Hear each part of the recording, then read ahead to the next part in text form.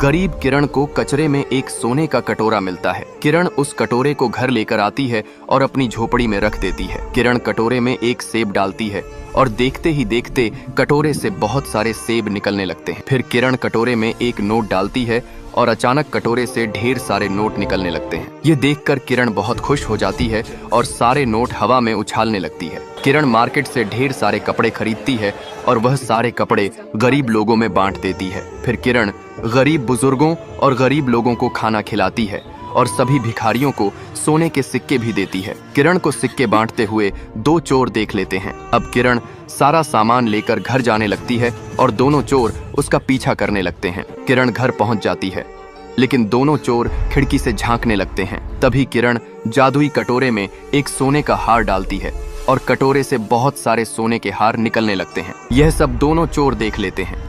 रात में जब किरण सो जाती है तब लोग दुल्हन को क्यों मरने के लिए डूबती बस में अकेला छोड़कर भाग गए। शादी से लौटती बस तेज बारिश में फिसलकर नदी के पुल से नीचे गिर गई। बस तेजी से पानी में डूब रही थी। लोग जैसे तैसे बाहर निकल रहे थे, लेकिन वही दुल्हन सीटों के बीच पूरी तरह फंसी हुई थी। पानी लगातार ऊपर चढ़ रहा था और वह दर्द और घबराहट से हिल भी नहीं पा रही थी। तभी नदी किनारे अपनी छोटी झोपड़ी में रहने वाली किरण ने यह हादसा देखा। उसने एक पल भी सोचे बिना पुल की रेलिंग पकड़ी और सीधा नीचे छलांग लगा दी।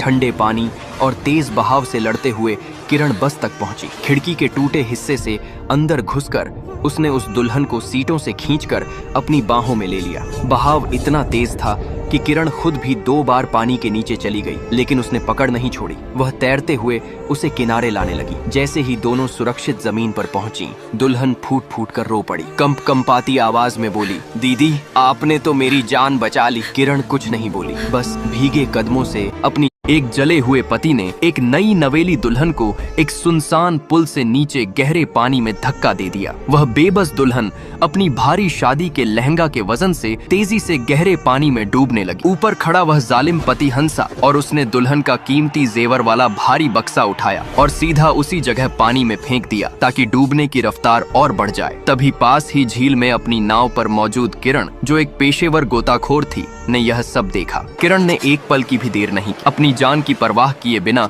उसने अपना ऑक्सीजन मास्क लगाया और सीधा उस गहराई में छलांग लगा दी। वह तेजी से तैरती हुई नीचे पहुंची। दुल्हन अनकॉन्शियस अवस्था में डूब रही थी और उसका लहंगा नीचे जमा मछली पकड़ने के पुराने जालों और प्लास्टिक में कसकर फंस चुका था। किरण ने अपनी डाइविंग नाइफ से पहले लहंगे को काटा, लेकिन दुल्हन का शरीर अब जालों में फंसा था। किरण ने पूरी ताकत लगा दी। पानी के अंदर ही उन भारी जालों को अपने हाथों से फाड़ना और काटना शुरू किया। अपनी मजबूत बाजुओं की पूरी शक्ति